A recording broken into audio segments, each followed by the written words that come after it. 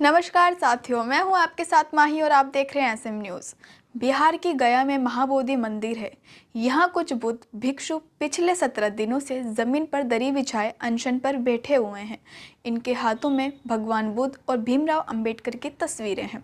कुछ के हाथों में तख्तियां हैं जिन पर लिखा है रिपील बीटी एक्ट 1949 और all members of BTMC should be Buddhist.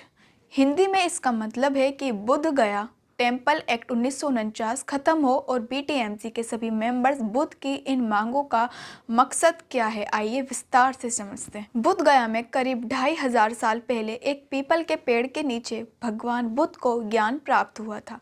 इसी स्थान पर बने मंदिर को महाबोधि मंदिर कहा जाता है, जो बुद्ध धर्म के सबसे पुराने मंदिरों में एक है। महाबोधि मंदिर परिसर को पहली बार सम्राट अशोक ने 3वीं शताब्दी पूर्व में बनवाया था।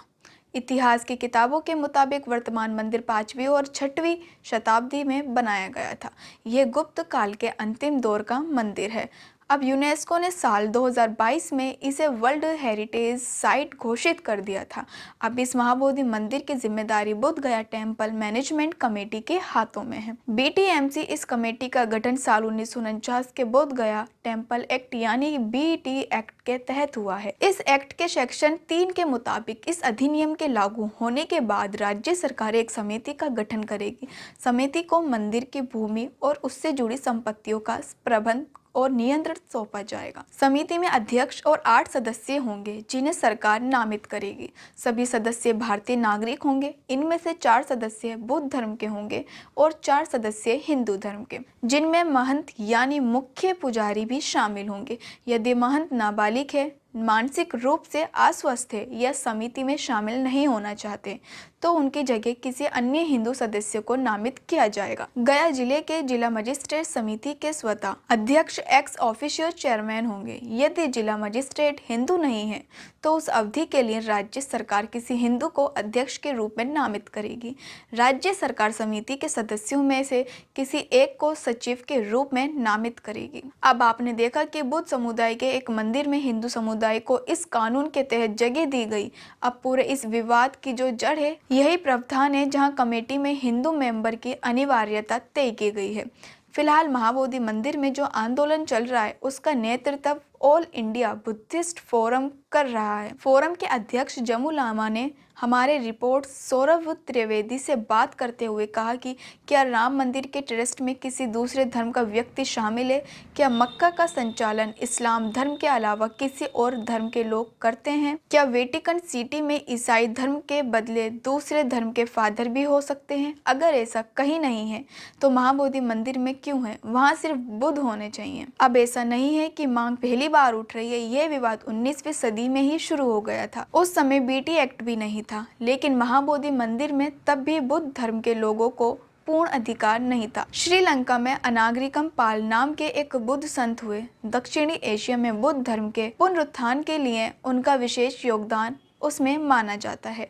अब उस समय बुद्ध धर्म के इस मंदिर पर बुद्ध गया मठ का अधिकार था। बुद्ध गया मठ बिहार के गया में ही मौजूद है। ये मठ शिव की आराधना स्थली के रूप में जाना जाता है। अनागरिकम पाल ने जो श्रीलंका वाले थे उन्होंने मांग उठाई, लेकिन हिंदू महंतों ने मंदिर पर अधिकार नहीं छोड़ा। बुद्ध ने दशकों महाबोधि मंदिर का मुद्दा उठाया। 1922 में गया में कांग्रेस का राष्ट्रीय अधिवेशन हुआ। इस दौरान बुद्ध भिक्षुओं के एक शिष्टमंडल ने महाबोधि मंदिर के बुद्धों के अधिकार का मुद्दा भी उठाया। मौजूदा में शामिल और बीटीएमसी के सदस्य रहे बुद्ध भिक्षु प्रज्ञाशल कहते हैं कि उस समय 1922 में महात्मा गांधी ने अनागरिकम पाल से आपसी बातचीत में कहा था कि देश की आज़ादी पहली प्राथमिकता है। आज़ादी के बाद महाबोधि मंदिर को बुद्ध को सौंप दिया जाएगा। यह दावा है जो महात्मा गांधी को लेकर किया जा रहा है। अब प्रज्ञाशील कहते हैं कि आज़ादी के बाद महात्मा गांधी की हत्या कर दी गई और बुद्ध की मांग को हवा में उड़ा दिया गया। सरकार 1949 में बुद्ध गया टेम्पल एक्ट लेकर आ गई और कानूनी रूप में महाबोधि मंदिर पर बुद्ध का अधिकार खत्म कर दिया गया। इस कानून के बनने के बाद 40 साल सामान्य बीते।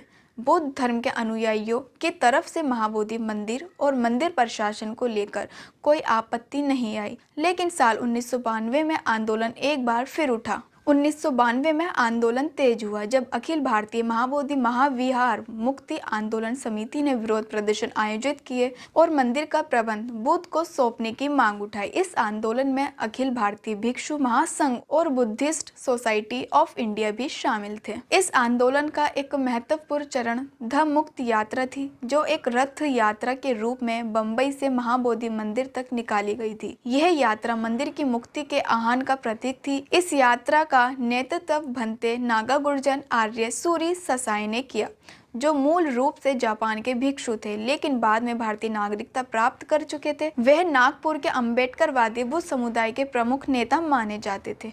लेकिन 1995 आया और आंदोलन ने अहम मोड़ लिया। बुद्ध संगठन आवाज तो उठा ही रहे थे, लेकिन 1995 में बुद्ध गया में एक लंबा विरोध प्रदर्शन हुआ। तब बिहार में लालू यादव की सरकार थी। करीब 86 दिनों तक चले प्रदर्शन के बाद उन्होंने अपनी चतुर कूटनीति से आंदोलन को शांत कराया और जो लोग आंदोलन कर रहे थे उन्हें बीएमटीसी में ही मेंबर बना दिया, ये कहते हुए कि सिस्टम के अंदर रहकर अपनी मांगों को पूरा करिए। फिलहाल अनशन पर बैठे बुद्ध भिक्षु प्रज्ञाशील उस वक्त बीटीएमसी में शामिल हो गए थे। फिर वे समिति में अपने कार्यकाल के दौरान अलग अलग पदों पर भी रहे। अब इसके बाद कई सालों के लिए आंदोलन एक बार फिर से शांत हो गया। कुछ साल पहले आंदोलन फिर जागा और महाबोधि मंदिर में बुद्ध के एकाधिकार की मांग उठी। 2017 में चलते हैं। अखिल भारतीय भिक्षु महासंघ के तब के अध्यक्ष भंते आनंद ने कहा कि महाबोधि मंदिर दुनिया में एकमात्र उदाहरण है जहां किसी धर्म के सबसे पवित्र स्थल का नियंत्रण किसी दूसरे धर्म के लोगों के हाथों में है। लेकिन समय के साथ आंदोलन में बिखराव भी देखा गया। जैसे सबसे महत्वपूर्ण भंते आनंद का महाबोधि मंदिर में जारी मौजूदा आंदोलन और अनशन में समर्थन होना, लेकिन अखिल भारतीय भिक्षु महासंघ का इसमें शामिल न होना। अब इतना ही नहीं, बीएमटीसी में शामिल 4 बुद्ध मेंबर भी इस प्रदर्शन का हिस्सा नहीं है। अखिल भारतीय भिक्षु महासंघ के मौजूदा अध्यक्ष प्रियगात कहते हैं कि अनशन और प्रदर्शन उन लोगों के द्वारा किया जा रहा है जिन्होंने 1995 के आंदोलन में समझौता किया और खुद बीएमटीसी में शामिल हो गए। यह एक दिखावा है, इसमें बहुत थोड़े से लोग शामिल हैं जो कि बाहर से आए हैं। महाबोधि मंदिर से इनका कोई भी ताल्लुक नहीं है। इस प्रश्न में शामिल प्रज्ञाशील पलटवार करते हुए प्रज्ञातीत अखिल भारतीय भिक्षु महासंघ पर राष्ट्रीय स्वयंसेवक संघ आरएसएस से मिला होने का आरोप लगाते हैं। हालांकि इस बात को नकारा नहीं जा सकता कि इस बार का आंदोलन जो है वहां पर बुद्ध भिक्षुओं की संख्या काफी कम है। स्थानीय पत्रकार बताते हैं कि अनशन के पहले दिन जितनी संख्या में लोग मौजूद थे अब उसे काफी कम दिखाई दे रहे हैं।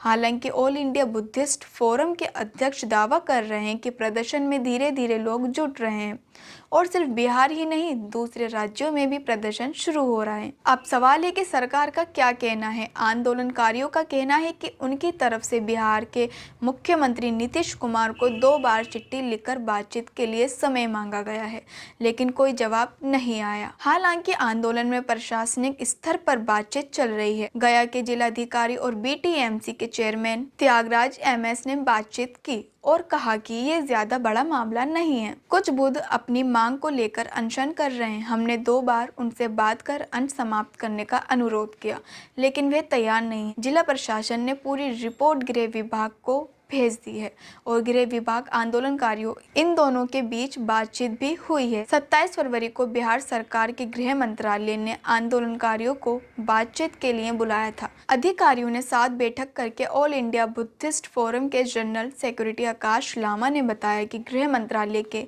एडिशनल सेक्रेटरी एनिमेश पांडे ने हमसे 1 हफ्ता मांगा है। उन्होंने हमसे अनशन खत्म कर बातचीत करने का अनुरोध किया है, लेकिन जब तक हमारी मांग पूरी नहीं होती अनशन नहीं खत्म होगा। इस खबर में ताजा अपडेट ये है कि 28 फरवरी की सुबह अनशन कर रहे भिक्षुओं को प्रशासन ने उठा दिया।